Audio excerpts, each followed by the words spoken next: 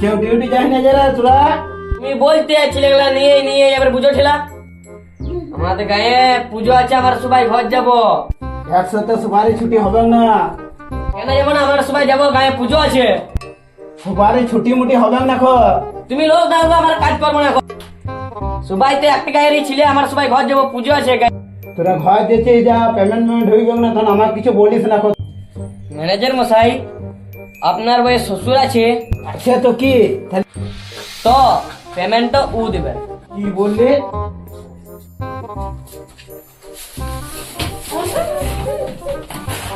এবার কোম্পানি রুমে তুমি যাবে, চলো আমার ঘর। চলো আমার ঘর।